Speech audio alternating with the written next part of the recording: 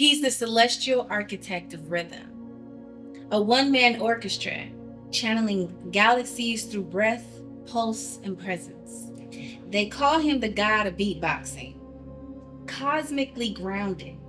Faahz's medicine, offering healing through harmony, turning every room into a ritual.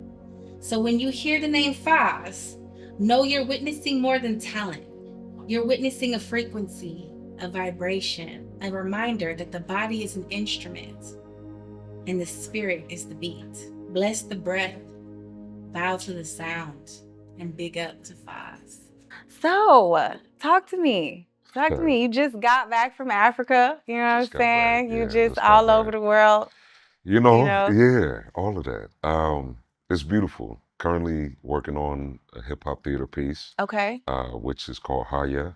Okay. And what's unique about it is we're taking South African actors and Uh, American actors, right, mm, and creating theater. mm, And what we're addressing is the correlation between the apartheid that happened in okay. 94 and the civil rights movement that happened in 1964. Okay. And it's like Okay. these two things are linear, you Uh-huh. know what I mean? And what I know that is important about this piece Uh, is showing the correlations and how everything is relative between just individuals, you know what I right. mean? And only thing that separates is space and time. Mm, You know, like that's a 24-hour flight, and it's just 10,000 miles. You know, yeah. and generally, you are in the same space when you creating, when you're Mm, doing something. So to have this distance but still be able to create a beautiful body of work is mm. just absolutely incredible. And yeah, It sounds amazing, and I just feel like marrying, the intentions with the music, I feel yeah, like it just, because the music travels through your bones and things like absolutely. that. I feel like, and even if we were to take it back to Maisha, is that what was it called? Dreamscape. Dreamscape. Yeah, If we take it yeah, back to Dreamscape, yeah, that one was a sonic experience as well. absolutely.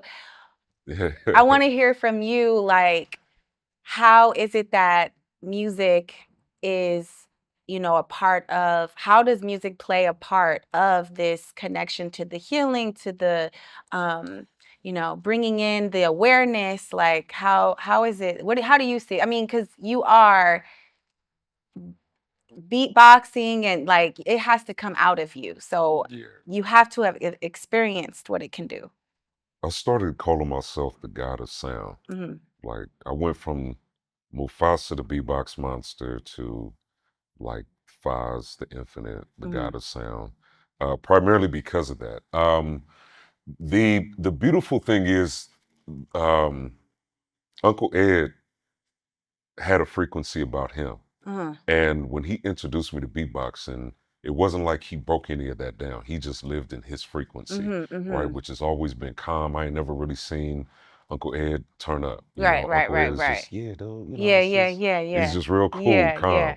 yeah. Um, and as I went on this journey of beatboxing and making it and turning it into a career and started to understand the musicality and the theory of it all Mhm, and mhm. understand this frequency, I understood that everything is frequency. A Right. hermetic principle of vibration, everything, nothing rests. Mhm, Everything is mhm, constantly moving. Everything is a waveform. mhm, Everything has motion, mhm, right? And life itself is a frequency. And mhm, it's just a matter of how we align with what that frequency is, right? mhm, So when it comes to me providing who and what I am as a frequency, as a light, as a sound generator, creator, curator into art, all I'm doing is just it's the same thing with language. I'm just manipulating this frequency to then portray a message. yeah. So I'm just taking this knowledge that I have, manipulating it and framing it to where I can deliver this message. Mhm, So with Dreamscape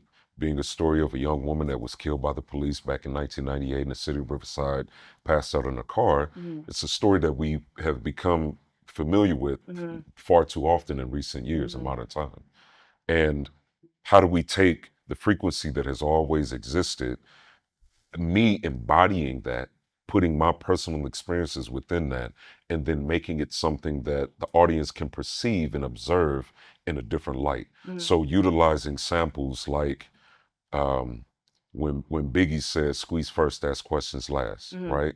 Taking that and having that be a representation of the first bullet that goes through her arm, right? And then what is the narrative with this sample? What is the narrative with these sounds that I'm using, with these distortions that represent this bullet? It's really just taking what is within me, finding the frequency that then can be pushed onto an audience, to a stranger, to somebody that may not know about the story, or anything, or may not be interested in the traditional sense. And when you see it on TV, because the news is just, they have a particular frequency. The programming is, tonight another young person is, tonight another young man has been unfortunately killed by the police, and more as the story develops. That's it. Yeah. But then how do you take that and say, you know what? Boom, boom. This is happening. Yeah. This shouldn't happen, because it's like, oh damn, I can groove, I can get, oh damn, you telling me something. That's what hip hop is. That's what the frequency of hip hop is taking this thing that most just think is cool, but it's really, how am I manipulating this to deliver a message that otherwise you would just completely ignore.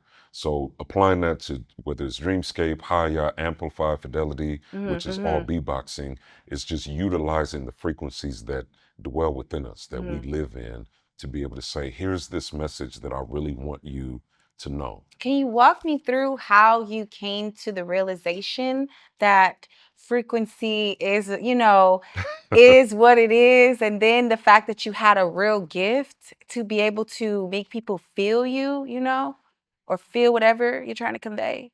Damn, yes. Where do I start? It started beatboxing at 6 when Uncle Ed. I didn't realize it until I got to junior high.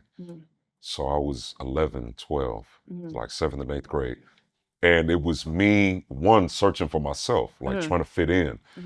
Junior high is a very interesting section of our lives, right? Because you go from elementary school and playing soccer and being a kid, and I'm eating this little square pizza and the strawberry milk. Y'all need to stop serving that to them kids if y'all still doing that. That's unacceptable, okay? But then you get to junior high school, and these same kids that you were cool with are now different, or now they meshing and they're vibing with other students from around other neighborhoods and everything, right? So for me, I was always a nerd. I went to class and I wasn't the most attractive, and I didn't dress well, and you know what I mean? Like, none of that. I wasn't super athletic. I wasn't a star athlete, none of that, right? But I had beatboxing. And when I did it in class, it was like people thought it was a radio. The teachers, hey, turn that off. It's just like, oh no, you can't, because it's me. And that was the moment that I realized that, oh damn, like, this is something that I can attract people with, or I can find a community with, or I can fulfill a purpose. Even if I didn't realize it then, I knew this is something that I want to continue to do, because I enjoy the reaction that I'm getting. I didn't understand the alignment with frequency until after I graduated out of high school and started getting on stages, at open mic. Shout out to A Mic and Dim Lights in Pomona, because I was able to just go and just do, right? And again, it was me searching, trying to search for, what am I doing? And during that time, I was just trying to battle. I was just trying to show I'm greater than everybody else. And it got to a point to where then I realized, like, that's all destructive. Right. Like, I'm not building anything with that. Like, it's cool to be competitive, and still to this day, like, I'll let everybody know I'm the god of what I do. I am the god at who I am. You know what I mean? But I'll also, in that same vein, say I got homies that are much better than me, far more talented than I am. But it's still hard to stand on the stage. Niggas ain't better than me on stage. Trust me, okay? Y'all should put that in like a little script right here. You ain't better than him. All right. But then again, what am I saying with that frequency? What do you do with that frequency? It's good to have this energy of confidence, but then how am I building up what's around me? Like, it didn't really resonate with me as I'm going around and finding. I started to see, after I battled, the level of discouragement. And I then attached that to that level of discouragement that I felt from being a kid, being told, stop playing the drums and you're not good enough, or Mhm. feeling that I Mhm. wasn't good enough, or kind of Mhm. searching for this community of friendship. And really, it wasn't even that I was searching for anyone or Mhm. anybody, but I was searching for my frequency. Yeah. I'm searching for what I needed to be, where the Mhm. tune that I needed to be in, Mhm. right? And that tune was uplifting. Mhm. That tune was to help people to find their greatness. Mhm. And the vehicle just so happened to be beatboxing, Mhm. sound, frequency. Mhm. It helped that my voice got deep at 12, Yeah. which is another thing that kind of helped to say, hey, I'm somebody that people are going to listen to. Mhm. So I need to make sure that everything that I do is within that same lane of uplifting, building up, all of that. And from there, I found chakras and just found the Mhm. lane that I need to be in. So like, you know how artists, like writers, they're like, conveying their feelings and emotions by writing it out and getting it out. Yeah. What does it look like for a beatboxer? Like, what does that look like? I don't know about for a beatboxer, but it's chaos for me. Okay. Like it's complete. My mind is chaotic. I hear everything. I understand everything, and I'm saying from like a deep Yeah. genetic like level, like Yeah. ancient. Not like I can experience something and know like, oh yeah, this thing is this, or Mhm. this has been Can here. you elaborate? Like, can you paint that picture, what you're trying to say? So, for example, with the play with Haya, right, Mhm. the South African piece. Um, Even though I wasn't there during the civil rights movement, I can hear a story and automatically relate the concept of it to modern day and what can be projected into the future, as Mhm. well as the conditioning that led up to that particular moment. Mhm. And because of that, my mind then searches for frequencies, songs, and everything that is related to that energy. So a lot of the sound that is being curated for this piece has been heavily influenced by jazz Mhm. and like Mhm. spirituals and different things of that nature. A lot Mhm. of indigenous American type of tonality, as This well sounds as dope. the collaboration of South African and the toy toy and Mhm. the kosa and Mhm. excuse me if I'm mispronouncing that, but the Zulu, like all of these Yeah. different tonalities Mhm. that are rooted in ancient, like it's from the earth. Yeah. It's Yeah. like they they projected it because they felt it. It Mhm. wasn't Mhm. just like, oh, I heard this thing and I'm influenced by it, so I'm gonna replicate it. Mhm. It was more no, like I'm connected with the energy that's around me, with the Yeah. sun, and this is why I'm making this sound and making this Mhm. frequency. So whatever project or anything that I go through, that's my mindset. It's like, Mhm. how am I connecting the ancient civilizations? What did they do? And I embody that and then project it out. Why is that important to you? Like, why? I mean, I'm all the way. I'm on your team, right? But Absolutely. I'm just saying, Right. like, what draws you to wanting to go there hmm to project and give it to give it back? Because it's the truth. Okay. It's the frequency of truth. Mhm. Like it's one of those things to where we live in a day and age now where everything can be manipulated, Mhm. right? And so when you start distorting that frequency, Mhm. then that becomes the norm. Yeah. And if this isn't the true frequency of what it really is supposed to be, Mhm. right?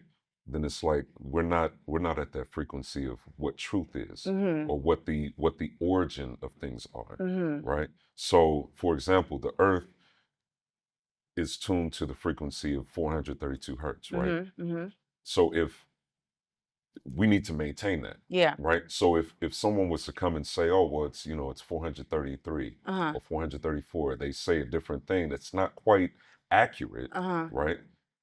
You're revising what the actual truth is. So for Mm. me, it's important to go to the square root to where you can't ask any more questions, Mhm. right? So even with these stories, we can sit and tell stories, and it can be different versions of different shit. Mhm. But what is the actual truth, Mhm. right? And that's been my journey with everything. My spiritual journey has been that. Mhm. Grew up Christian, but it was like, where did they get their influences from? Mhm. Where did they get their teachings from? Where did Yeah. Jesus learn hit? Where did Gandhi get hit? Where did everything come? What was the most ancient text, or principle that you can't get any higher than, right? If you operate from that level, all the rest of this, however, which can be true to whomever it needs to be true to. Yeah. I'm not here to say that whatever you believe in isn't true. Right. But the frequency that I want to elevate from is the highest frequency, or the first one. Where's the source, the supreme source, the divine source, right? How do you get to the root?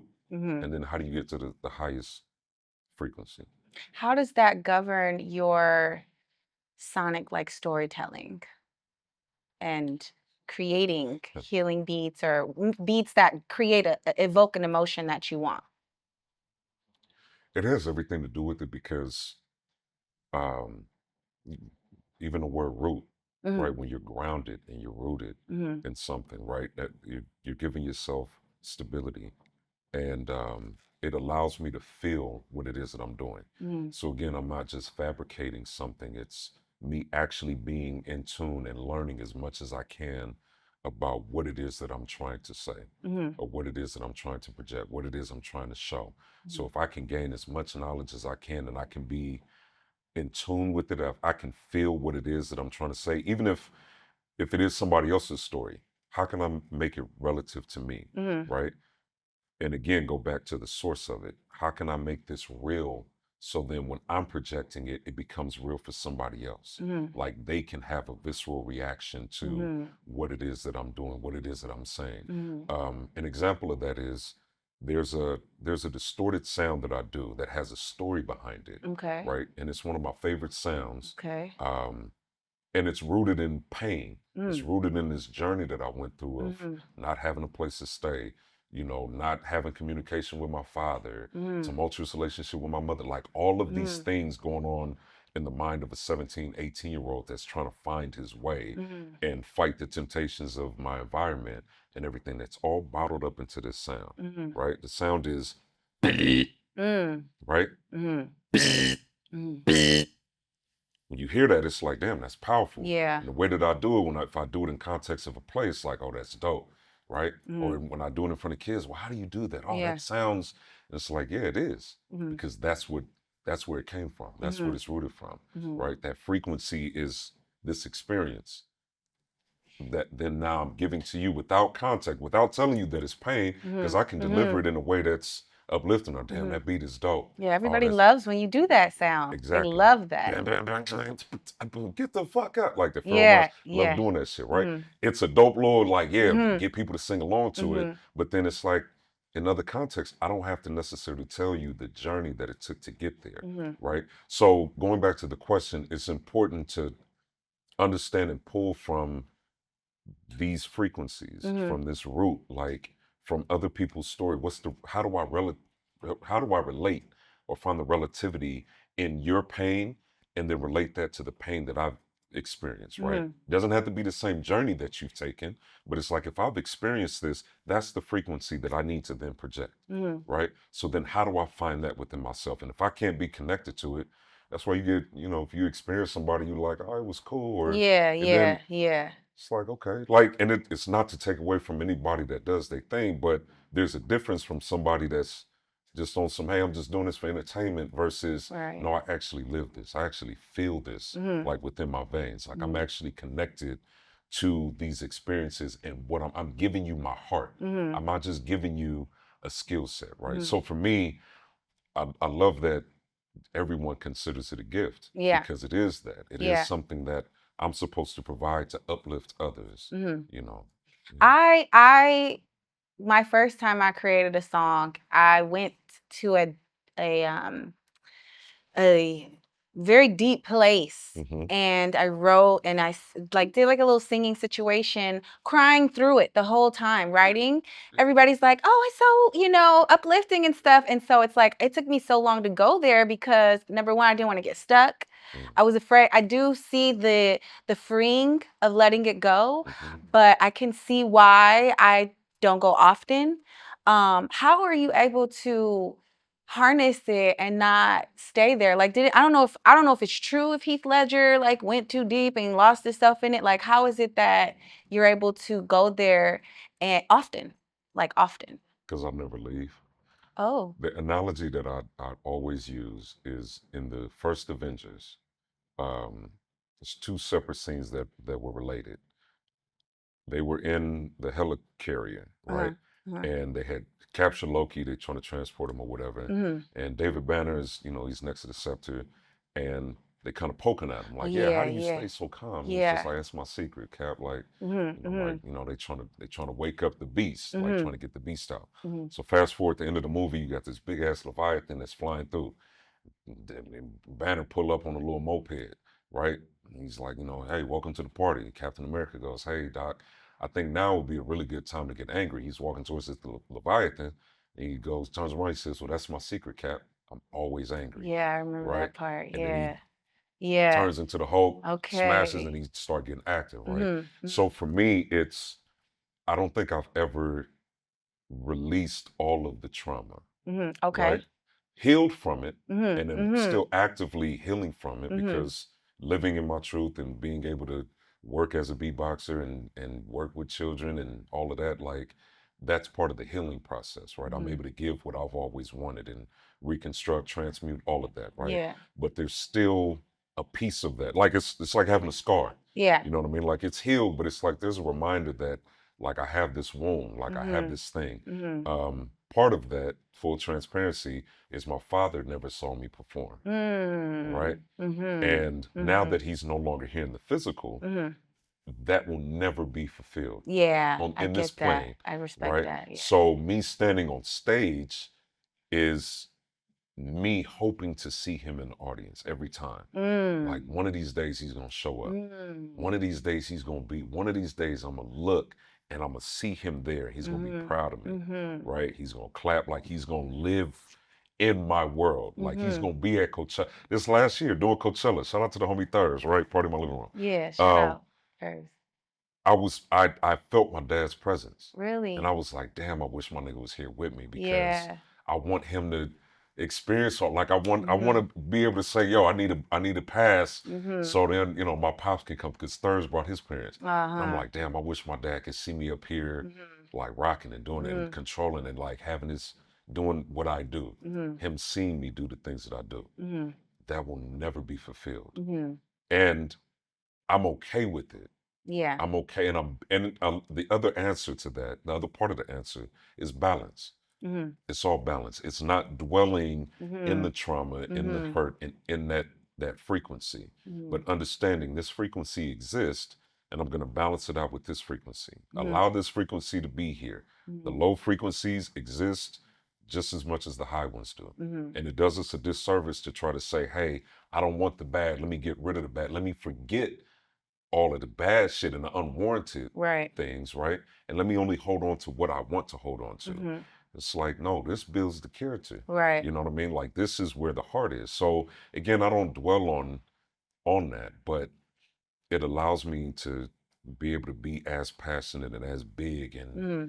as confident as I am, Mm-hmm. because I never leave the space. Right. I dwell in the space, and I control when the monster comes out, and then Mm-hmm. when it's contained. And So you've always, I mean, of course, in the very, very, very beginning, you had other street like ways to get revenue, but like once you kind of got in that pocket, you've always been in that pocket of some sort of musical space.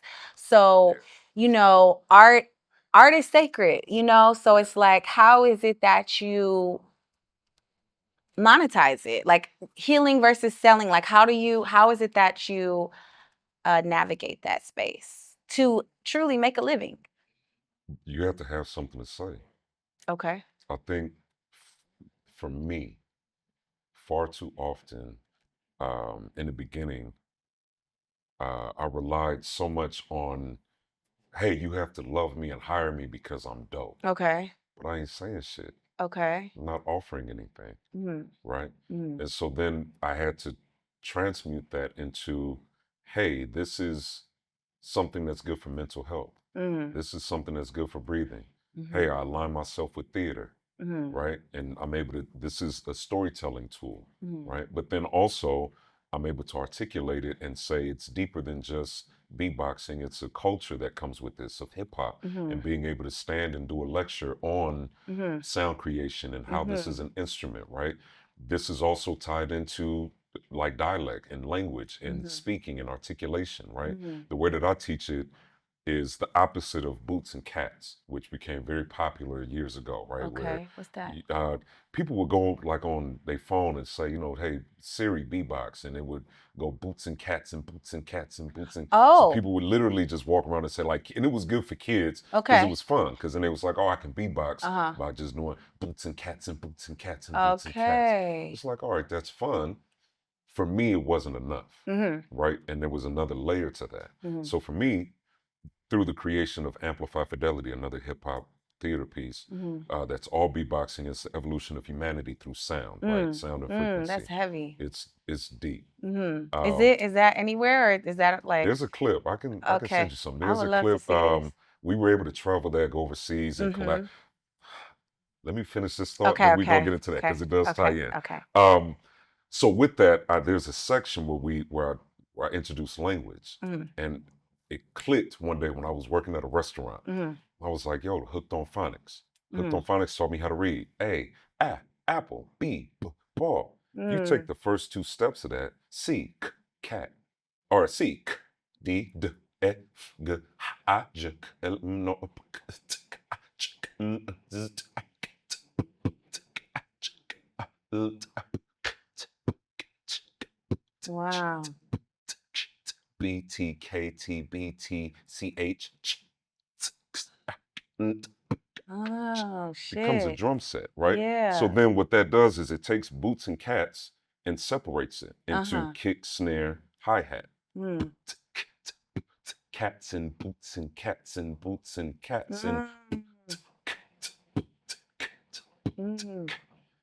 The way that I teach that is, or the reason why I teach it that way, is then you're able to identify your vocal cords as more of an instrument. So it's almost like playing a flute, clarinet, a piano. It's like these are the notes. So then if I say, hey, do a kick, you can identify that it's here, B, kick, or the snare. You can formulate it, right? I could take that and then say, hey, teach this to speech therapy for kids, right? So again, how do you monetize the art and something in creativity, my intellectual property?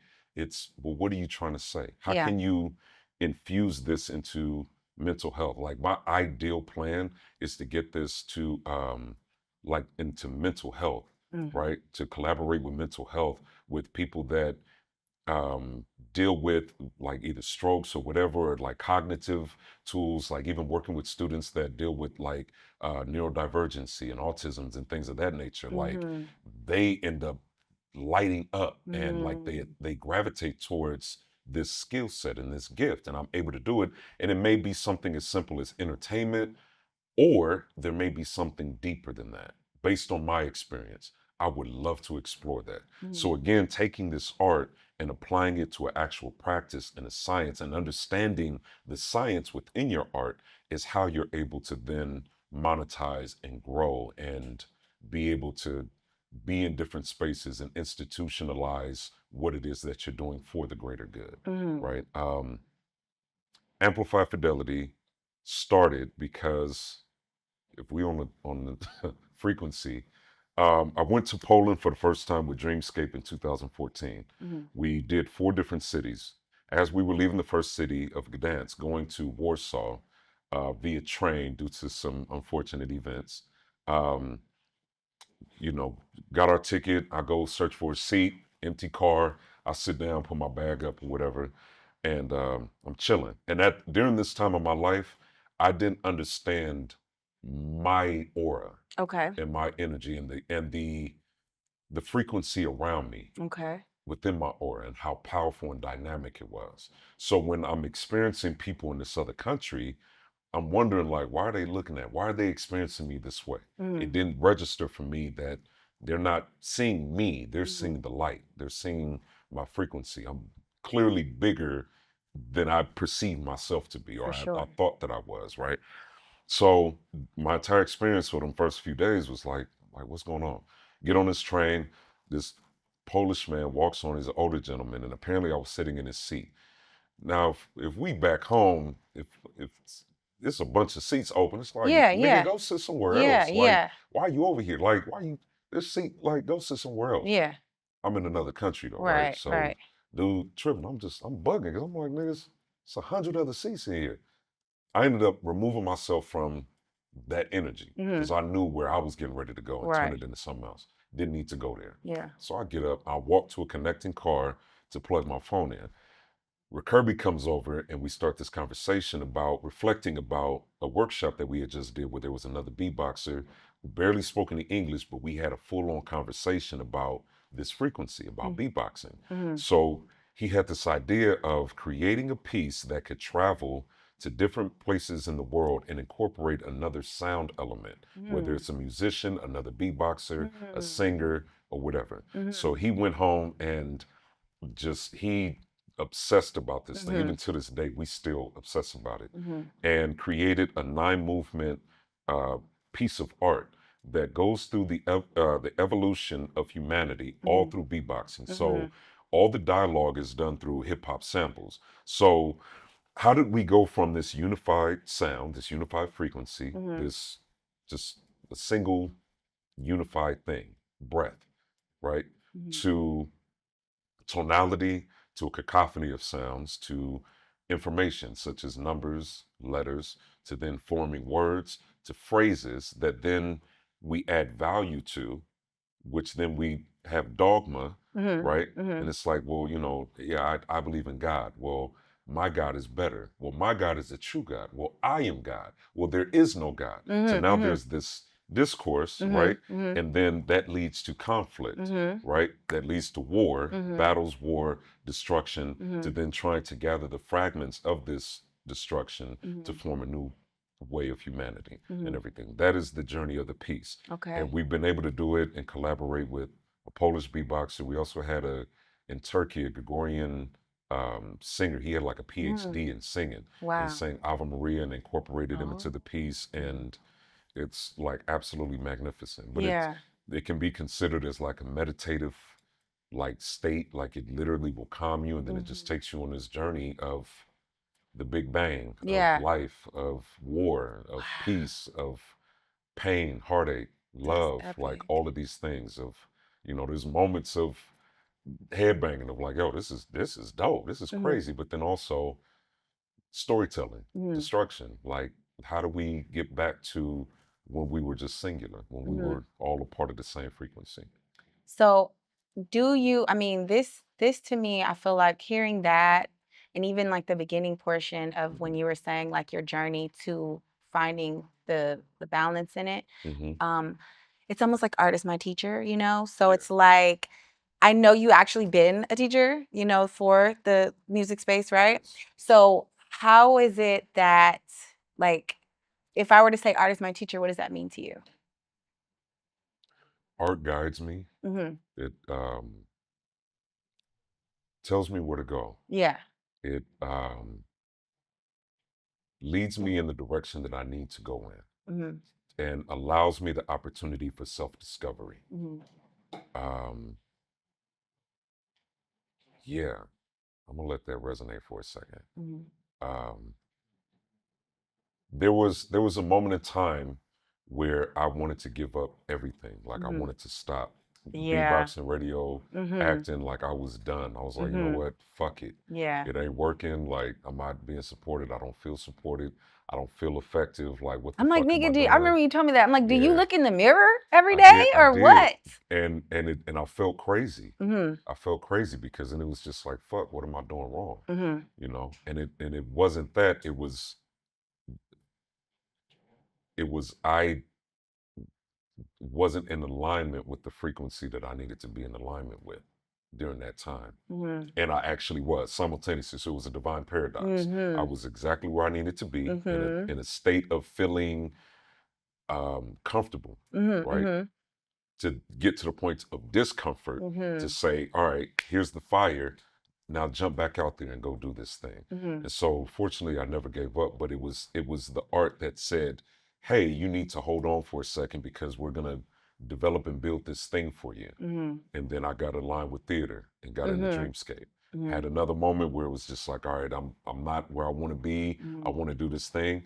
Then here comes radio again, right? I'm not where I'm not comfortable. I'm not where I want to be. Then here comes all these music projects. Here comes shows. Meet Coco Sarai. Meet, you know what I'm saying? And all of like all the homies that I travel with, and 1500 to nothing. Shout out to them, right? So it's all of a sudden now it's expanding, but it was art that was compressing me to say, here, take this moment to learn music theory.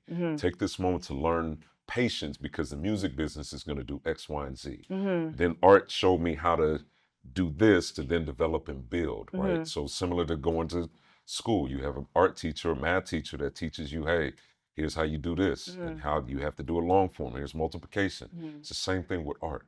Art is literally life in the sense of, hey, I'm going to construct these things for you, but I need you to be in tune, because once we open up this gate, there's a whole world that you're not going to be familiar with if you don't fine tune how to do X, Y, and Z, right? Whether it be something as simple as professionalism, reading a contract, building, being self-efficient, doing things on your own, building a web, you know, whatever the case may be.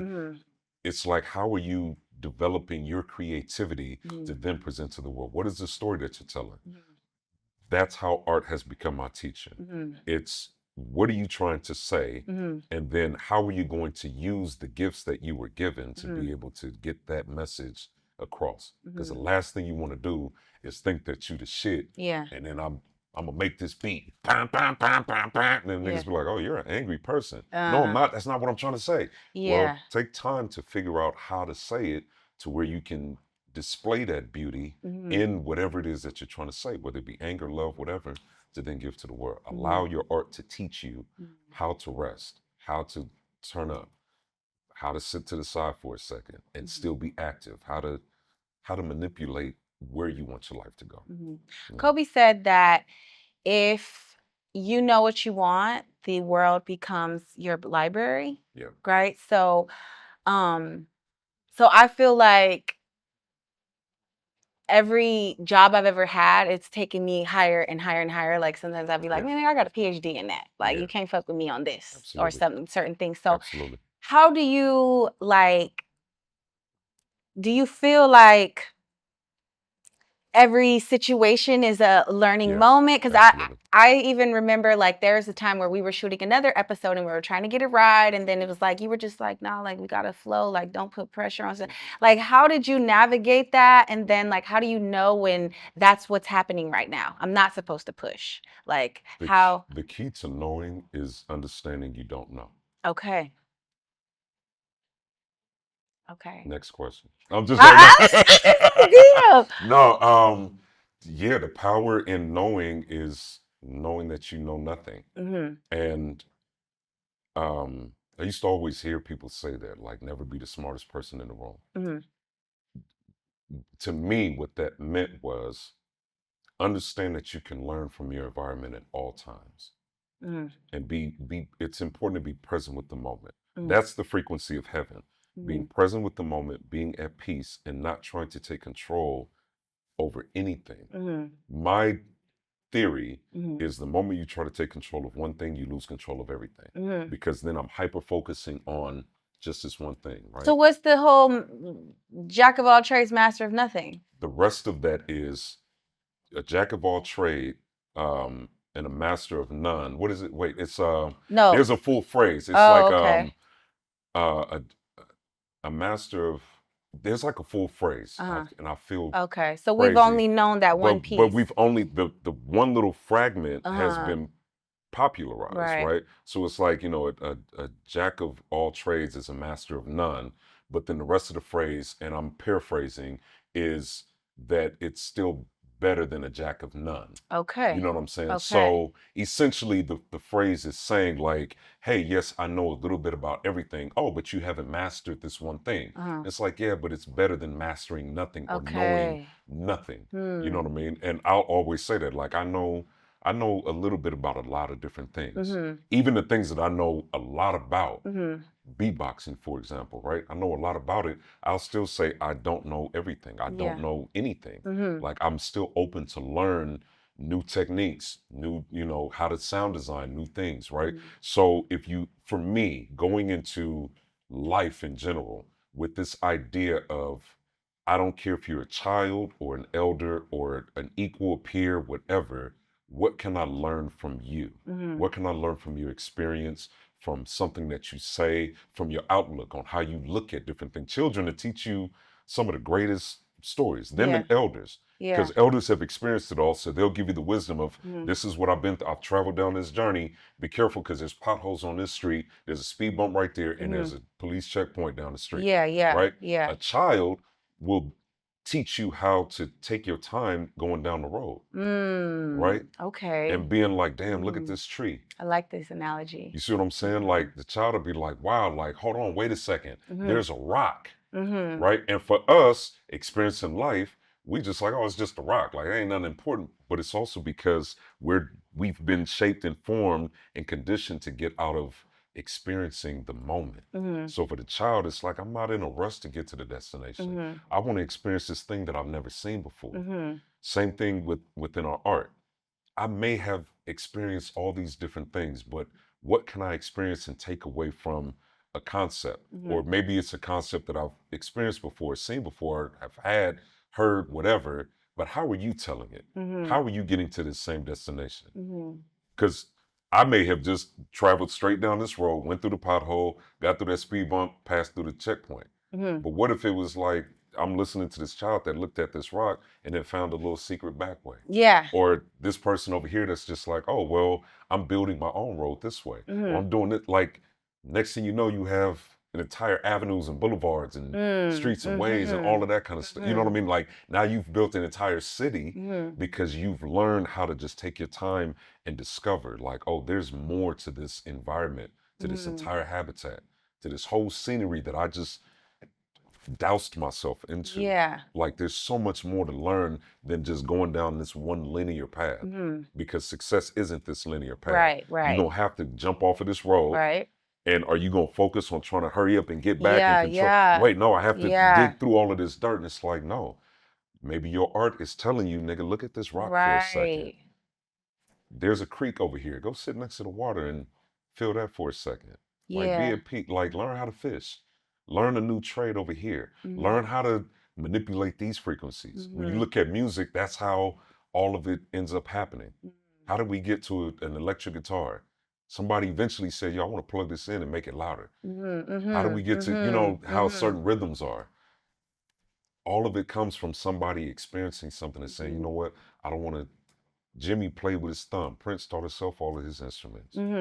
Like, I feel like wrote a book, and in my book I say karma is a cheat code. Like it's taking you through back alleys and back doors and stuff sometimes that people look at it like it's negative, and really it's like, why does it feel familiar? Like because it's a maybe mirror. you're supposed to be You're supposed to. experiencing what you're experiencing. Because it's the energy that you put out. Mm-hmm. That karmic compensation is what you have put out into the atmosphere. You know what I mean? And it's not to say that unwarranted or unsatisfactory elements won't arise. Yeah. But how you deal with those situations is Right. all based upon the energy that you put in. Did you go to this lake that was just a peaceful body of water and throw a rock into it? Did you disturb the peace? Because what's gonna happen is, yeah, it may seem cool that you skipping rocks and these little ripples is going, but they're gonna go to another shore and that energy is gonna come back. The energy never dies. It can't be destroyed. It only can be transferred, right? So it's gonna go somewhere. And when the tidal wave comes back, you can't question, well, why am I getting hit with this tidal wave of karma? Well, what piece did you disturb? Right. Like, what did you put out into the environment? Did you influence the piece or did you disturb it? Right? I remember you used to say, you know what, this doesn't serve me. I'm gonna like I gotta remove myself from this space. Yeah. How do you take that in a sense of where you're able to digest a hardship and put it into your beatboxing and channel it and turn it into something, versus when it's truly a space where you should probably remove yourself from? Like, how do you navigate that? Two forms. I don't think I ever remove myself from it. I think I Okay. try to learn as much, because if I'm in a particular space, I'm there for a reason. Mm. And I had a mantra that I would always say, starting at 18, which was turn negative energy into positive influences. And so what I didn't Okay. understand back then was that's transmutation, Mm-hmm. right? So it's finding the reasoning, not finding the good or the bad, because to me those things don't exist. It's just the experience on this scale. Wherever you fall on the pole is just what your polarity is, right? Mm-hmm. The point is to be as neutral as possible. Mm-hmm. And again, to not try to discard the low frequencies of what you consider to be unwarranted, and only embrace the good, but find where the neutral ground is to say, okay, hey, how are both of these serving me? Mm-hmm. Whenever I experience something, I again don't try to take control of it. Mm-hmm. Only thing I can control is my response to it. Mm-hmm. That then is going to lead to this butterfly effect in my future. Okay. So you dwell in it. I take a moment Mm-hmm. and I say, why am I experiencing this thing? Something as trivial as like traffic. Mm-hmm. Like past couple days, people been driving crazy. Yes, they It seemed have. like everybody been on their phone, and I know it's Yeah. because the energy of the earth, like there's a lot of spikes energetically, and the frequency of the earth has been doing like very interesting things, right? Okay. Rightfully so. Mm-hmm. But like people they've been unwarranted. Mm-hmm. Very I like to call them not just undesirables, but unessential. Okay. I like this. They're unessential. Mm-hmm. So a bunch of the unessential people that have been on the road blocking up traffic, for me, it gives me a moment to say, well, why am I now experiencing this? Mm-hmm. Why am I in traffic? Mm-hmm. Why did this person just cut me off? Right? Mm-hmm. Like, I'm not really in a rush to get to my destination. I left in enough time. Like, Mm-hmm. I'm good. So what is this giving me an opportunity to discover? Mm-hmm. What is this preventing me from experiencing? Because had I, if I was in a rush, am I avoiding, an accident? Or am I going, you know what I'm saying? What will I have experienced if I didn't experience this unwarranted thing? That most people think, oh, traffic is bad, this person's bad. No, it's just unwarranted, it's unsatisfactory. Right. But it's, what am I supposed to learn from this thing that doesn't sit well with me? You know what I mean? If it's information, because I still say that, like, I don't want this in my aura. Yeah.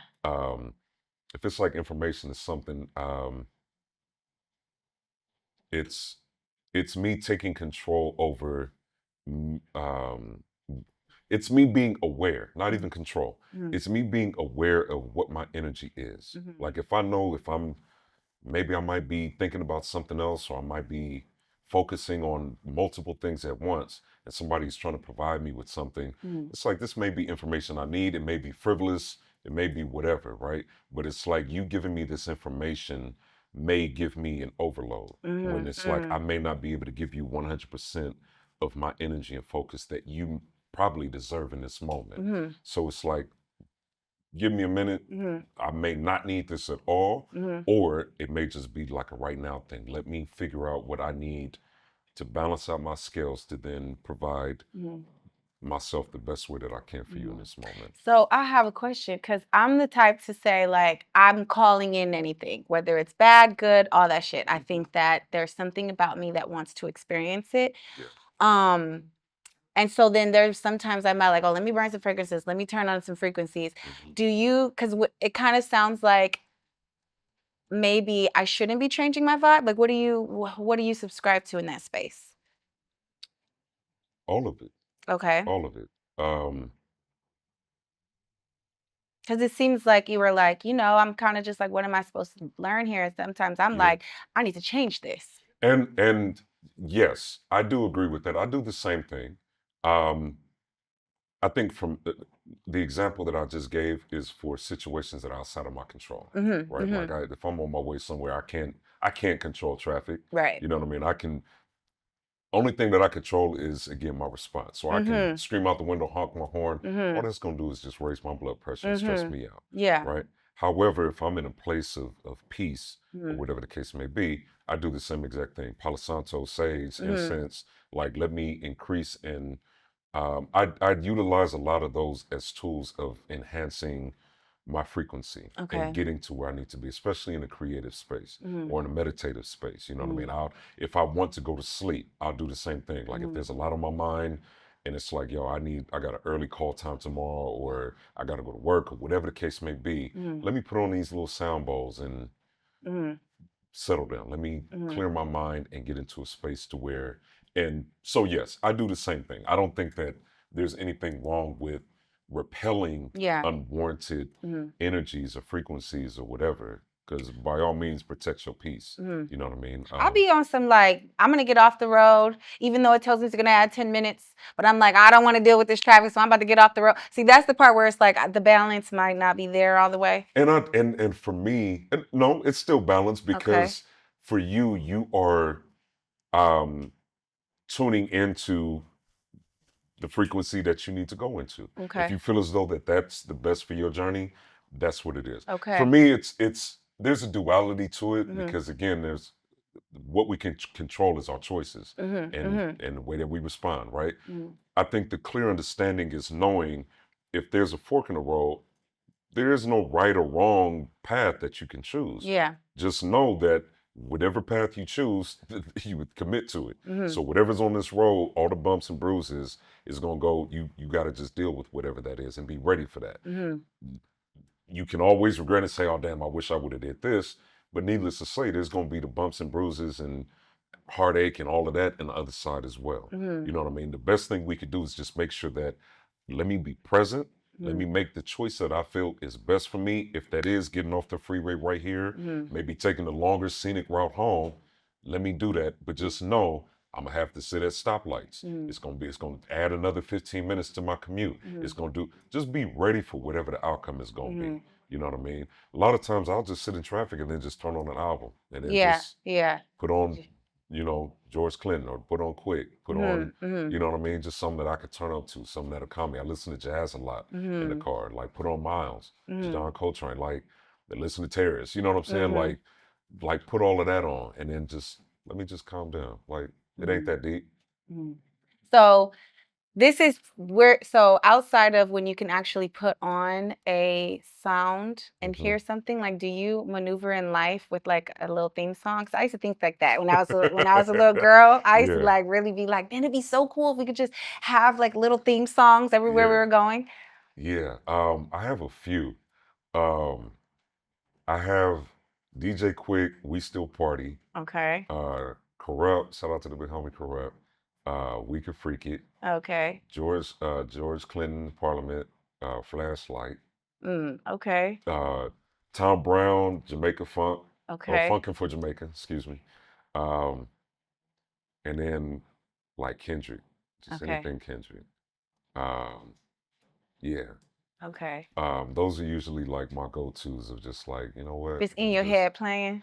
I'm just turning up to this and I'll Mm-hmm. just rap it in my head or Okay. you know what I mean? Like randomly I may just give it up, nigga. Give it up. Give it up, Right, nigga. right. Throw it up. Like that's such a dope ass mantra. Cause Yeah, like, in LA, it's gang banging shit, yeah, right? yeah. But then like if you put it into this context of like, hey, I'm in this situation that I don't have control over, Mhm. so I just give it up, nigga. Just give it Mm, up. mm, Just give, just give up trying to control this shit, mhm, and then just throw your frequency up. You know what mhm, I'm saying? Throw what you really represent. mhm, Elevate that. mhm, You know what I'm saying? mhm. But I don't know if corrupt meant for that, Yeah, yeah, but you yeah. know what I'm saying? Just interpret it that way. Like, Mhm, just let it be what it is. mhm, I don't have no cares in the world. Like, let me just because essentially what you have to go back, right? Like yeah. if I'm in a position where I need to be somewhere at a particular time Mhm, and then there's traffic, mhm, I need to account for that when I wake up. mm, Oh, well, I need to make sure I get enough sleep. Well, then account for that the night mm, before. mhm, Make sure you do everything you need to do. That mhm, helped me tremendously. When we was doing a sexy voice calendar, mhm, all of that mhm. shit helped me tremendously because then it Okay. was like, all right, I'm trying to learn Spanish, create music, read a book, put together this content for the internet, Mhm. do all of these different things or whatever, right? Mhm. And I'm overwhelming myself Mhm. in the morning, right? Yeah. While still trying to maintain and manage. I haven't ate and then drinking coffee, and it's like I'm scrambling, Mhm. right? Then I started thinking, well, what can I do the night before? Mhm. Well, let me lay this outfit out. Let me make sure I have this. Let me develop this idea. Let me write this down. Let me do this. Boom, boom, boom. Yeah. Most of this shit ain't even important. Let me dump this whole table out and then Mhm. just focus on this. And then you scale that down. Mhm. Then now I'm waking up in the morning at peace. Yeah. And I'm not rushing. And now I'm able to give 100% into creating this content. I'm still able to learn my language, still able to do this and invest and blah, blah, blah. But now I'm at peace because I'm prepared now. Yeah. I'm operating on the frequency of preparedness Yeah. and knowledge. Going back to grounding, I'm grounding myself. What do I need? Where am I at right now at this moment? What is the most important thing that will help me to accomplish and get to that goal? So that's dope. I feel like for me, I like to dress for the planets of the days of the week. That's Like dope. that's something that I feel like this is a chaotic. I was like, but you know, it's Thursday and I got on purple, so Yeah. whatever, it's gonna be all right. Like you Right. know, I'll Right. do something like that. But Yeah. do you like see and like do colors? Like do you hear color? Like how is Occasionally, this? synesthesia. Occasionally, Mm-hmm. I have to be in a deep state. Okay. Um, I go more based on feeling, Mm-hmm. um, and occasionally I'll see like hues, Mm-hmm. um, or sometimes like I'll create or I'll listen to something and close my eyes, and it's almost like I see strings. It's almost like I see it on a quantum level, Mm. right? Okay. You Oh remember wow. you remember them old computers like the HPs or it might have been like the Macs where they had the screensavers and they just be them little stringy shits. Mm-hmm. That's kind of Mm-hmm. how I be seeing it Oh sometimes. Like wow. it's just things like I see the rhythms popping flares and Oh like wow. different colors of like I love doing it when I'm listening to Miles Davis. Like Okay. um the what's the blue album? Man, that I'm forgetting. But kind of blue is like the song that I listen to, and I listen to his horn, and immediately it puts me like I'm in autumn in Paris, like on some Really? romantic. Like I can see the Really? full scene, like and it Mm. almost like I can physically feel that I'm drinking fucking tea and eating a croissant. You know what I'm saying? Like, but it's like this whole romantic thing, and I see autumn colors. Like I Mm. see the browns and oranges and all of that, and I Mhm. see like leaves falling and all of that. Like when I close my eyes and listen to that project. Um, Another album from his flamenco sketches, like it's almost like I'm in Spain, Mm. and again romanticism and like the dancing and like I'm able to kind of like see imagery, you Mm. know what I mean, as well as like these hues and colors of like this shit is beautiful. Like this Mhm. shit feels like joy, it feels like sorrow, it feels like this, but it Mm. also feels a little blue. It feels Mhm. magenta, like it feels Mhm. calm. It feels like there's a hint of rage and Mhm. or really passion, right? Mhm. It's like I see all of that, Okay. like, and it's beautiful. It's a beautiful sensation. Mhm. You know what I mean? Mhm. And it's beautiful to like operate within that. You know Yeah. what I'm I saying? remember you sent me something way back in the day where it was this guy was talking about, he said, look up the color black Mm-hmm. and see in the dictionary and Mm-hmm. see what black meant. Yeah. And then it was just like, if you subscribe to that, I don't know, I might be marrying things that don't go, but he kind of fast forward was just like anything pure will happen, like Yeah. at the frequency of purity. Yeah. So like how could one, if you were to, because of course you are a teacher, Mm-hmm. how could you articulate, you know, what is purity for you to be able to experience this level of Yeah. life? Purity for me is operating at the highest of my capabilities, Okay. right? At my purest form. Mm, Um, and being the best version of me mm, in that moment, mm, right? And not being skewed by any external type of influences or mm, frequencies, right? But just being like, hey, this is where I am. I'm and constantly working to be the best version of me every day.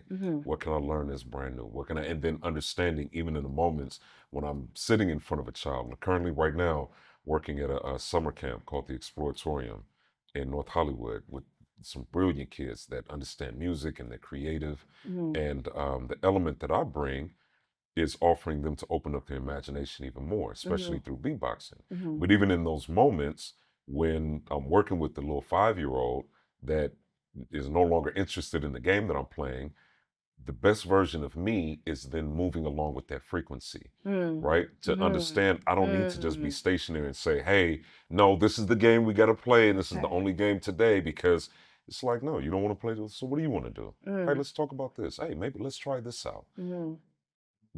That's me still being the highest version of me because I'm still receiving the collective energy that's around me. We're still receiving the knowledge. I'm learning on how to navigate through spaces with children. You know what I mean? With beatboxing and this art and this summer camp. And it's like, well, this is why we're here. You know what I mean? It isn't for you to have fun and learn, but then also to build and develop. And then in the moment, how could I turn this into a learning moment? Like I literally talked to these young kids about quantum physics yesterday. You about to say little niggas. Nah. Okay. Nah. I thought you was like literally talking to these little niggas. Nah. Okay. Yeah. Nah. But yeah, like I talked to them about like quantum physics. Like one of them that's asked tight. me, like, is water get wet and blah blah blah. We talked about vibration and water. It's like, well, molecules technically don't touch. So that means that nothing in blah blah blah. Yeah, And we yeah, go through yeah, that. yeah. And we in a beatboxing class. Yeah.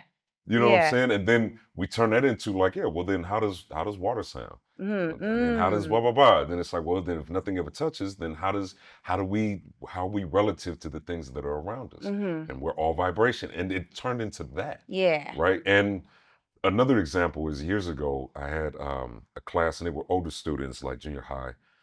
And beatboxing, we're doing this thing, we, getting ready to do this performance at the end of the course. And we in the final weeks, it was like 2 weeks left, right? And all of a sudden they were like, yo, we don't want to perform. Like it was like this heightened level of anxiety. They were like, we didn't want to perform. And initially my mindset was just like, wow, we've been working, y'all gonna perform. Yeah. But then it was a learning moment for me to where it was like, let me ask them as to why.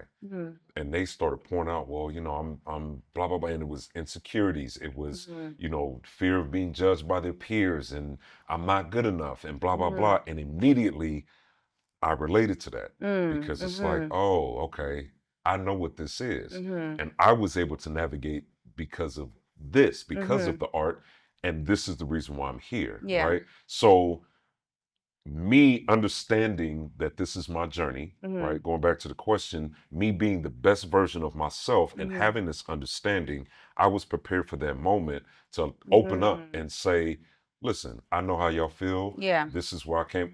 My dad hasn't seen me and blah, blah, blah. Yeah. And, I don't get nervous, but this is how I feel when I go on stage. And trust me, your peers are going to think that it's cool. No pressure. But if you give the best that you have, don't worry about it. And it turned into this beautiful, like the entire hour was spent talking about blocking out external noise. You know what I'm saying? The same way that my dad did when he was driving us to school. Yeah. Worry about people. You don't worry about nobody's opinion.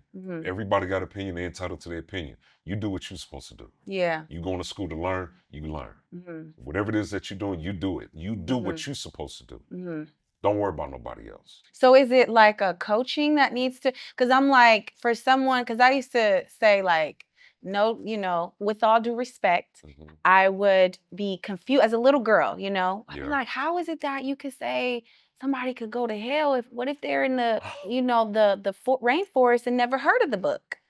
So I'm like, how is it that, someone could like, how would you articulate someone to be able to recognize that being like, okay, this is how I'm supposed to navigate this?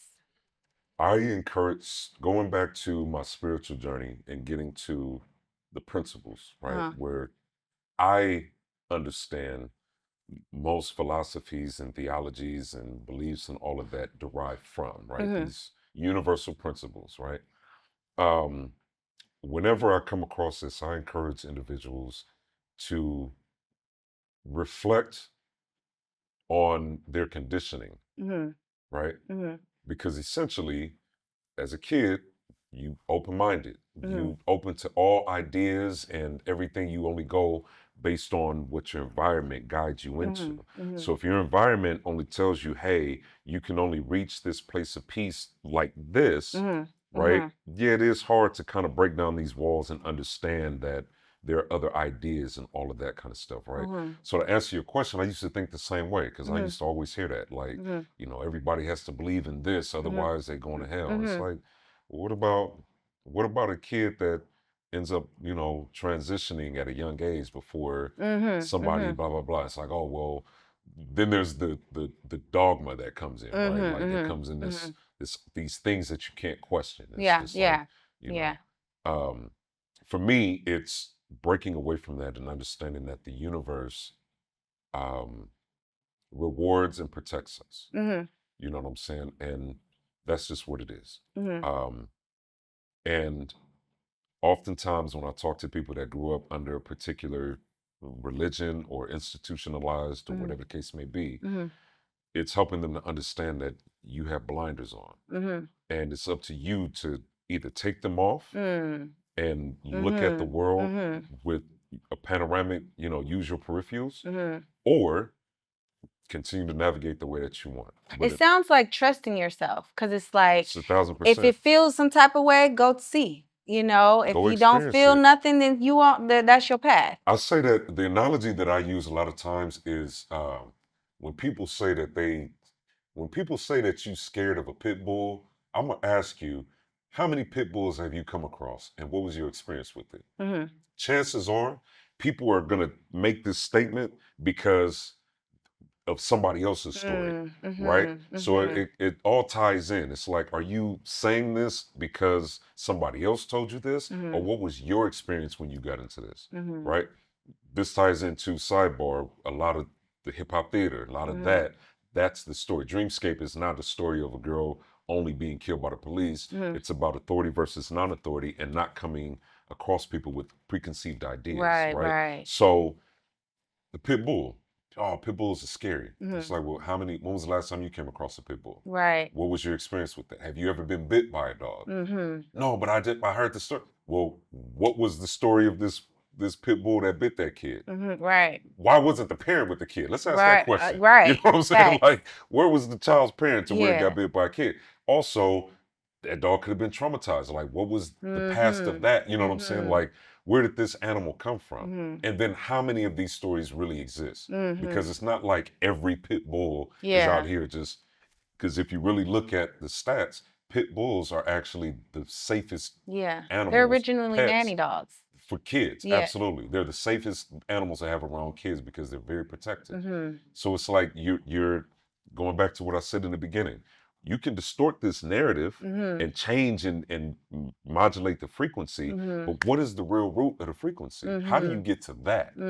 Find that out. Do the research and go to the core root of why is this being said, and then figure out what the variables are, right? So if a kid has never heard about a particular religion or whatever, or you going to hell because you never did this, it's just like, well, what makes you think that? What am I doing that leads you to believe that I'm not in alignment with the frequency that I'm supposed to be on? Because oftentimes the individuals that say that you're going to experience hell or this other frequency, or you're going to be tormented for life, it's like, well, what am I doing that's wrong? Is it because I just don't believe the same way that you do? Because I'm pretty sure if we had a conversation, you will understand that we actually are saying the same thing. Right. All religions are saying the same thing. Yeah. You go through every single religion. Yeah. Every single, from atheists all the way to your most devout, whatever. Yeah. All want peace. Yeah. They all want peace. That's all it is. It's frequency. We're not looking for love, happiness, none of that shit. All of that is derivative of peace. I just want peace. You get peace, you able to maintain everything, right? I read this book. It was like 72 stories of a heartbreak by a Buddhist or something like that, and it was like talking about feeling your feelings. Yeah. And then when you're ready, they'll leave. So I feel like that resonates, with what we just said. A lot of people don't understand how to feel themselves. A lot of people can't sit with themselves. Yeah. Oh, that's the realest shit ever. The most purifying frequency is silence, Mm-hmm. And darkness. emptiness, Mm-hmm. aloneness. Mm-hmm. Like, experience that. Most people don't know how to, because they look at that as being, like, granted, it isn't. However people experience it, they experience it. I Mm-hmm. personally don't like to dwell Mm-hmm. in Mm-hmm. that frequency and space. Mm-hmm. However, it's good to experience it. Yeah. It's good to just be in stillness, quietness, darkness, be desolate, Because it's be not isolated. sexy. Nobody, I mean, Well, because the there's dark. individual isn't. They don't think you, because you aren't. Uh-huh. You know what I'm saying? Uh-huh. Because you Okay. aren't. You Okay. don't think you are, because if Okay. you're outside of yourself, Mm-hmm. you know what I'm saying? Like, if I'm only looking at magazines and programming and saying my beauty is dictated by having a six pack or looking like this and having my hair this way and Mm-hmm. dressing like this and Mm-hmm. doing this and blah, blah, blah, I'm Mm-hmm. outside of who I am. Yeah, yeah. I'm not living in my truth. Right. I'm not vibrating at the frequency Mm-hmm. that I need to be on. Mm-hmm. Now I'm trying to chase and keep up with the Joneses. I got to have this money, so I'm over here, when really my frequency is like, bro, you need to be here. This is where your success is. Yeah. Bob Marley said that in an interview that was brilliant. Mm-hmm. The guy was like, yeah, you're happy. Like, he was trying to dictate what happiness was through having riches or whatever, right? And he was just like, my riches is not in money. Mm-hmm. My riches is not in anything material. Mm-hmm. My riches is all unseen. It's the love that I get from my family, the embrace I get from my community. Mm-hmm. Like, that's happiness, that's love, that's peace. Mm-hmm. Not all, I mean, it's great to have the spoils of the world, but not at the cost in compromising your integrity and being outside of who you are. So a lot of these people that go and do these things and they adorn themselves and do all of these things that have no value, no real spiritual value, you empty inside. So then when it comes to all of this shit not being valuable anymore, right? You got to sit by yourself alone. You can't do it. That's why you want to always go outside. That's why you want to be surrounded by it. That's why you're trying to stimulate yourself in this type of manner, because you can't sit alone in a meditative state and just be. Yeah. You know what I'm saying? Like, you need chaos. You need all of these fragments of bullshit to exist around you, or other people's bullshit, in order to feel peace. It's not true peace. Yeah. That's why you can't sit alone. That's why you can't be in silence. That's why you can't be quiet for an extended amount of time. So That's how why. would you I guess, because of course we had the kickback show where Yes. we definitely helped a lot of artists. We were a lot of artists' first interview. Absolutely. So how would you be able to support an artist if they were, there's a lot of people that don't write their own things. Even like they're just good at like articulating it, expressing it, entertaining. But that doesn't necessarily mean, like, there was someone who was like, I make happy music, yeah, I give to charities. I don't talk about it because that's not really with my brand. Like, how is it that someone could, be given the art but still remain true, I guess you could say? And I don't know if I'm saying this, I don't know if I'm asking the right question. But do you get what I'm saying? I'm following you. Like, what would be some really good advice to someone who is not dictating what art they're getting to express? Being true to yourself always. So even if you are telling somebody else's story, or it is art, or you're operating from an element of entertainment, just have your intentions be pure and true. Make sure that you are operating through the frequency of uplifting and bringing peace. You know what I mean?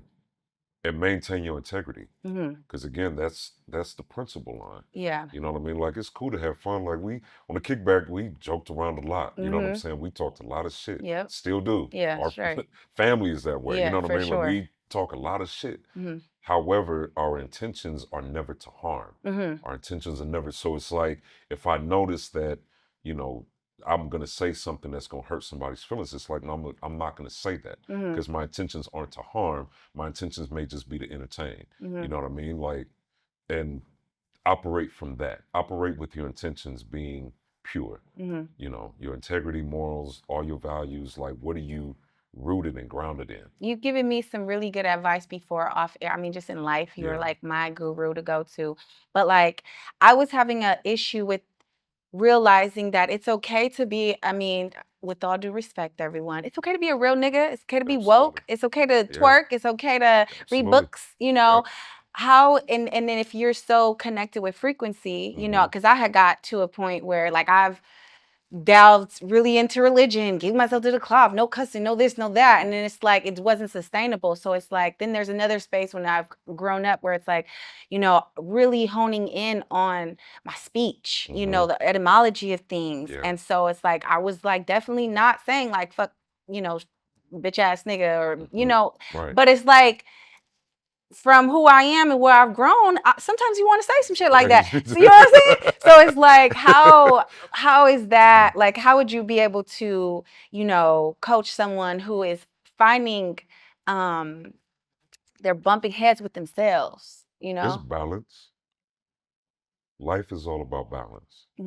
Universal law of polarity is understanding that there's a yin and a yang. And even within the light, there's still remnants of the dark. A reminder, even when you're in the dark, there's light at the end of that tunnel.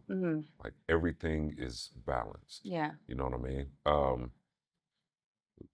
I usually tell people, you know, we all have different experiences in that vein, right? Like we can go outside right now, and somebody will be like, "Man, it's hot." You'd be like, "Nah, it's a little cold," right? The fact of the matter is, it's 72 degrees. Yeah. That's what it is. However we experience it when we go out is relative to us, but just understand that the through line is it's just this thing. And it's a matter of just balancing it out. Maybe you're warm because you got on this big ass fleece jacket. Maybe you cold because You ain't got you no wearing a clothes on. bathing suit, right? Yeah, You know what yeah. I'm saying? Like, so it's one of those things of that having that self-awareness of how am I relating to my environment, and then what is my intention on experiencing this thing, and just balancing it out and understanding that there's no because you're right. There's nothing wrong with being ratchet and spiritual. Like them Yeah. things is hand in hand. Like Yeah. they hand in hand. I grew up Christian. It's crazy that they talked about turning the other cheek, but never talked about this nigga flipping tables over. Yeah, yeah. You know what I'm saying? Like, Yeah. like get y'all bitches out. Yeah, Y'all he niggas, you surely didn't tell me did. that y'all niggas ain't gonna heal somebody Yeah. because of a holiday. Yeah. Because it's a Sabbath. Get y'all dumbasses outside. Yeah. Man, go Yeah. heal somebody. Like, there's a balance to everything. You know what I'm saying? So, again, it's just a matter of what is your intention. You know what I mean? Like, twerk, baby girl. If you're Yeah. gonna twerk, what's your intention in doing it? You having fun? Cool. Don't allow it to consume you. Yeah. You want to be spiritual? Be spiritual. Meditate, pray, do all of that, but have balance with it. You know what I'm saying? Because again, you obsess and you tip the scales, you gonna end up cracking. Yeah. You know what I'm saying? Yeah. Hey, I'm gonna only eat healthy. I'm gonna cut out all sweets.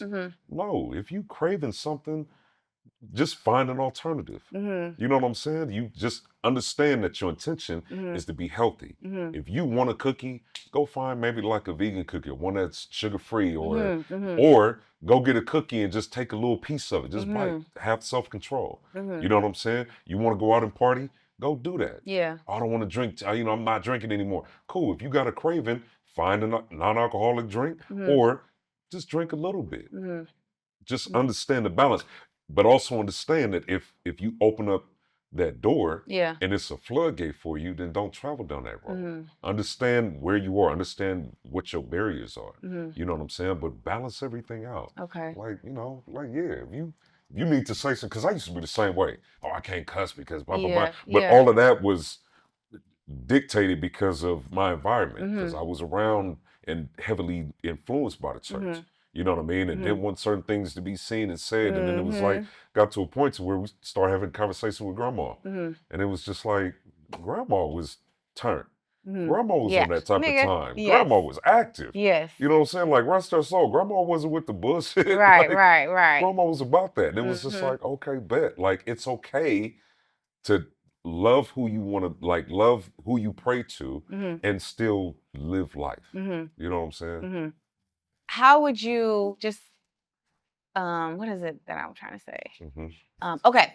So there's a situation where, because I'm the type, I got to get the fuck on. I Yeah. can't, if it's, because I don't, I'm not an arguer. I'm Aries fire, like, nigga, plunk units is where I'm about to turn. It's like, like it ain't no seconds, milliseconds, it's there, Right. it's up. Yeah. And so I would, I just got to shut up, Right. So one time I was having a disagreement with a friend, and they were a friend at the time, and they were like, I'm very sensitive emotionally. Yeah. And so they were speaking, and I could literally, like, they were putting it on me. And I just remember myself grabbing it, and I was like, no, that's you. And I felt like I threw it. And then she was like, you just threw that back on me. So how, like you say that it's like, navigating the space, like, whatever. But Yeah. like, what about when it really is? Protect your peace. Protect your peace at all costs. Yeah. Like, I think through my journey of searching for peace and then finding peace, absorbing it and living in peace, peace doesn't always mean be quiet. Yeah. Peace doesn't You always taught me mean that. calm. Yes. You know what I'm saying? Sometimes you got to balance out the scales. Sometimes somebody is coming to throw a pebble inside of your peaceful pond, Yeah. and you have to tidal wave to make sure that you balance out the scales again. Okay. For me, the through line is still make sure the intentionality isn't to harm. Yeah. Right? You can set a standard without offending and harming. There was a situation that I just recently experienced where there was a particular energy that was given to me in a creative space. And I let everyone state their piece. And my energy went extremely big and nobody was ready for it. Yeah. And because I don't operate, I try not to get into that space where I get that big because it's cataclysm. Like there's no good that can come from that, right? Yeah. And it's almost kind of hard to come back from that when you get that big because of it, right? But I felt disrespected. Yeah. And that's what I addressed. So it wasn't the individual. I'm not talking to you because they were like, hey, we didn't curse at you. And it's like, you're not going to police the way that I talk. Yeah. Yeah. Like, you're not going to tell me what I can say and how I can say. Like, I let you say what you said. Right. You chose what you did. I'm going to express myself the way that I know how. I didn't cut you off. Don't cut me off. Yeah. Let me say what I need to say. And then broke down, like, everything that y'all addressed, here's my receipts. Now let's try to reconfigure this. Now it's back on you. The ball's back in your court now, right? And it shifted the energy. And it is what it is. Like, everything is cool, but it's one of those things to where I think far too often in my life, I took that peaceful route. I took the route of, oh, I gotta be cool. I gotta be calm. I can't. And it caused me to not speak up for myself. And then I struggled in other areas in life because I was suppressing all of this energy that was just bottled up. Then I would have these emotional, crises and breakdowns when I was by myself and never understood why. Or falling into a depressive state, didn't understand why. When really, all I had to do was in that one moment, just tell somebody to shut the fuck up. Yeah. Yeah. Or remove myself from the situation. Yeah. But reserving the right to telling somebody to shut the fuck up. Exercise your birthrights. Right. Shut the fuck up. And it doesn't have to be that way. Yeah. Understanding, your bearings and everything, but exactly that. Exactly that. Like, and I've had that several times, especially in the religious space, of people not experiencing me and my truth and what I perceive to be good and my offerings to the world, traveling around the world. Was just talking to somebody, this 2014, first time in Poland, right? After that same experience, right? I'm walking through the downtown area with a hat that said pray on it, right? And as I'm walking through, we watched this guy play. He was playing the guitar like a street performer. Mm-hmm. Incredible, right? So we showing love and everything, chip him off, and we continue to walk through, and our hosts were walking in front of us. And so I'm slightly behind them, and then there's one of the cast members behind me, the stage manager. This random dude is walking out of his apartment, right? And it's a touristy area, so it's hundreds of people that's like walking through. And Mm-hmm. of everybody, this dude locks eyes with me. And Mhm. again, during this time, I didn't understand my aura. Like, I didn't understand Mhm. why is so much attention coming to me? Mm-hmm. Why me? For Mm-hmm. what? Mm-hmm. Like, I'm chilling. I don't Yeah, want no problems, right? yeah, yeah. Why me? Nigga locks eyes with me and immediately goes, you know what I pray for? I pray that the people stop killing and da-da-da-da-da. He's gonna start talking Yeah. about dolphins and shit. Just start Okay. pouring out. Uh-huh. And I just stood there and I listened to him and I Mhm. absorbed his energy. Mhm. And he came, he shook my hand. And I was just like, I listened to what he said. He was just like, I want all of this. And I gave him what I had. Yeah. Right? And I was Yeah. just like, look, man, the best you can do is just leave it to the creator Mhm. and you just continue to put love out into the atmosphere. Mm. He gave me a hug. He got emotional. He was, Mm. where did you come? Like, blah, blah, blah. Where did you come from? Yeah. I'm thinking like, nigga, where did you come Yeah, from? yeah, Like, yeah. I'm just trying to go get some pierogies. Nigga, Right. where did you come from? Right. Right? But he saw me in that Mhm. moment. And it was connect. I never saw him again after that. Yeah. It was like he just disappeared. Mm. Right? And it was a very telling moment and a very defining moment for me because it made me ask the question why. But then when I came back home in this environment that I was invested in at the time, the church, there was questions. It was a different energy. Oh, you've been away. Where have you been? Blah, blah, blah. And it's just like, damn, nigga, why ain't y'all support me with the shit that I'm doing? Yeah. Like, I was just 6,000 miles away talking to somebody about God. Yeah. Like being what y'all are teaching Yeah. everybody in this space to be. But I'm going outside of these four walls, which is what that book says. Yeah. So why do I feel ridiculed or judged? Why am I being gaslit over some shit that I think that I'm doing good? Why are y'all asking? Why am I being met with this energy?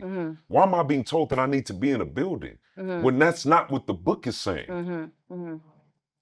Like, what am I doing? And several times I've sat and allowed people to just talk to me without inquiring, like, hey, what if, like, how can I support you? What have you been up to? Because I'll tell you, everything is great. Yeah. House is going good. I've been traveling, been going here, been doing this. These are the projects I'm working on, blah, blah, blah. Like, what gives you the impression that I'm gonna go to hell? Yeah. Right? Like, Yeah. I've learned to protect my peace because of those things. Okay. I feel like when people be on some blanket shit, they just don't know themselves, They don't, and it's a unique space to navigate because we're taught to respect our elders. We're taught to you can't talk to these people this way. You got to do this, and then we gaslight ourselves into engaging in these moments outside of our frequency. Yeah. When really it's like it's okay to go to the opposite end of the spectrum. As above, so below. As below, so above. As within is without, as without is within, and everything around, right? So it's again, it gives you karma. It lets you know, hey, whatever's in the universe is within me. Whatever I'm putting out is going to be out here. Everything everything is relative. Everything is an exchange, right? So for me, I use that principle to say, hey, as long as this is the standard, and I'm allowing people to operate within the frequency of this standard to where they can talk to me any kind of way or they can do whatever the case may be, it's going to exist this way. Yeah.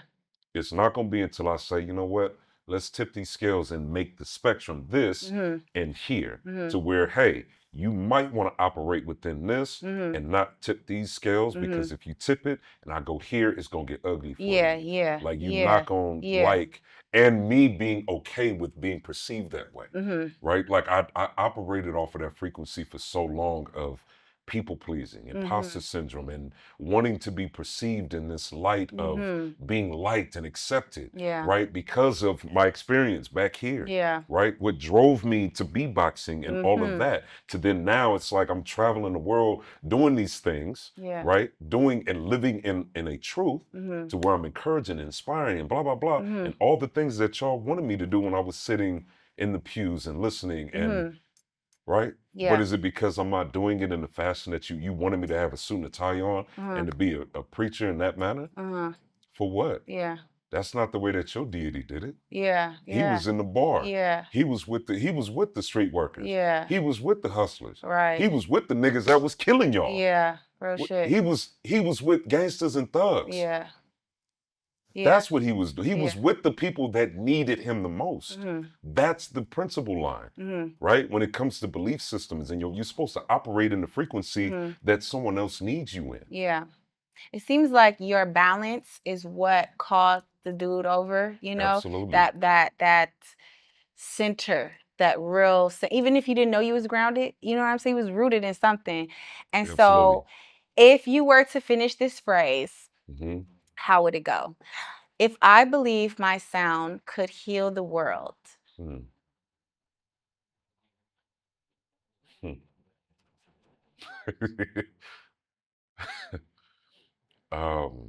Damn, that can go two ways. Let's hear it. It'll be, damn, if I believe my sound could heal the world, I would either be Thanos or if I believe, am I saying it correct? Yeah, if I If believe that my my sound could can heal heal the the world. world, I would do exactly what I'm doing now, which is amplifying my frequency. Okay. To make sure that you get the residual effect before you even hear the frequency. And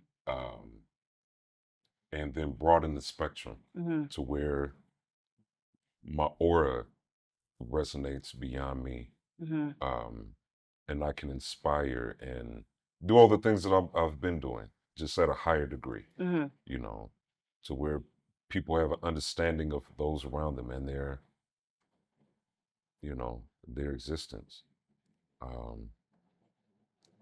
And mainly heal people spiritually. So if I believe that my sound can heal the world, I will make sure that everyone believed in themselves at the first moment of their consciousness. That's fire. Yeah. What if okay, so if you could have a creative legacy ritual, what would it look like? A creative legacy ritual. You mean now or once I've transitioned? What do you mean? However you digest that. Okay. If I could have a creative legacy ritual,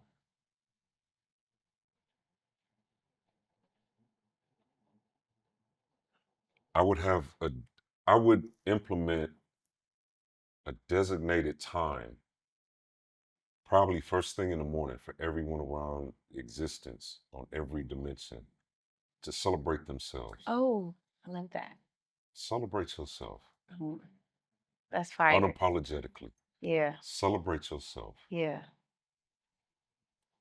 Period. Yeah. For 15 minutes, 30 minutes, an hour, whatever. Celebrate yourself. Yeah. You know what I'm saying? Make that a daily thing. First thing you do, you wake up in the morning, go look in the mirror, take a deep breath.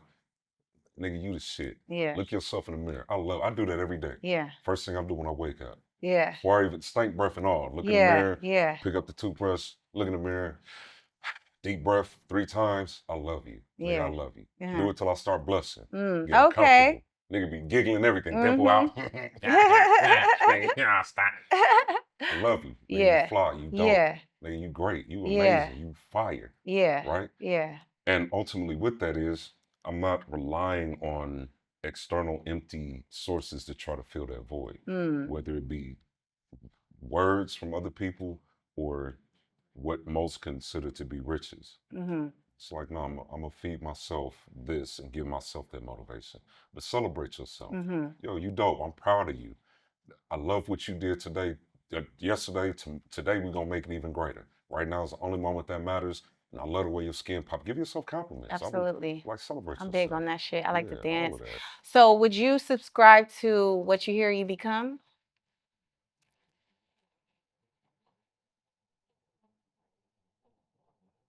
Or how would you No, articulate, like, what do you hear when you hear I that? understand that. I think that it's relative. Mm-hmm. I think for me, I don't subscribe to it Okay. because what I believe I become. Okay. Yes. Um, I'm internalizing this. So, uh, what I believe I become. Mm-hmm. Like, somebody could tell me I ain't shit. If I believe that, Right. then that's what I Yeah. become, My right? dad say, "What you eat don't make me shit." What you say, yeah, what you think and what you believe and Mm-hmm. what you tell me doesn't make you. Daddy said the same thing. Your opinion is your opinion. Yeah. So what you say doesn't do shit. However, I do believe and understand that if we hear something, if we get programmed with something, Mm-hmm. we can internalize it and it becomes a part of our programming, Yeah. right? It becomes a part of our system. Um, if we hear it enough, Mm-hmm. or if we start to say it to ourselves enough, Mm-hmm. right? And the power in words and those frequencies can alter us, Mm-hmm. which again, go back to celebrating yourself.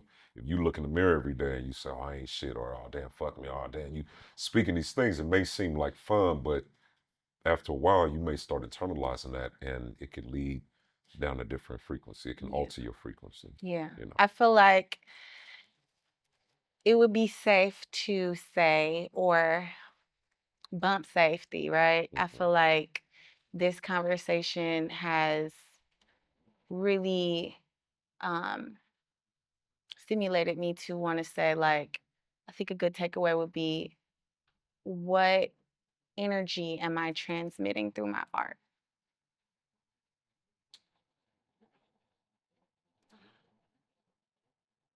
To add on to that, Mm-hmm. the first question for everybody is, what energy are you? Okay. Ooh, I love that. Yeah. What energy are you? And what's your tune? Mm-hmm. Like, what is your frequency Mm. in each individual moment? Okay. But you yourself, what energy are you? Mm-hmm. Digest that, understand that, and then how am I then projecting my light? Mm-hmm. Not even just through art, but me being the art. Mm-hmm. What masterpiece am I projecting? Mm-hmm. What am I showing the world? How am I shining on everything around me? When I walk into a room, am I balancing everything out? Mm-hmm. Walking through downtown Warsaw and seeing that guy, I was his light in that moment. Mm-hmm. I didn't understand it, but I was operating at the best of my capacity in that moment, right? And then we just grow from there. Understand your light, understand your energy, your frequency first, Mm-hmm. and then I think everything else will make itself clear as Yeah. far as the art that you project, the frequency you put out, the energy that you put into the world, Mm-hmm. and that then you reciprocate. Yeah. Yeah. That's bomb. That's fire. I can't top that. So, we're going to go ahead and wrap this up. I appreciate you. I can't wait to have you back on. You know what I'm saying? Let me Anytime. etymology. I look forward to you being There back you go. on. You know what I'm saying? And I love you Absolutely. I and you're love you too. phenomenal. Do you have, like, Likewise. what is anybody able to tap into anything? Like, where could they find you? Like, Yes. Faahz on everything. how you spell it? Faahz.infinite. Faahz period infinite INIFINITE. Did I spell that right? I Is fucked it it up. N-A-T? No, No, it ain't N-I-T? A. Nah. Okay. INIFINITE.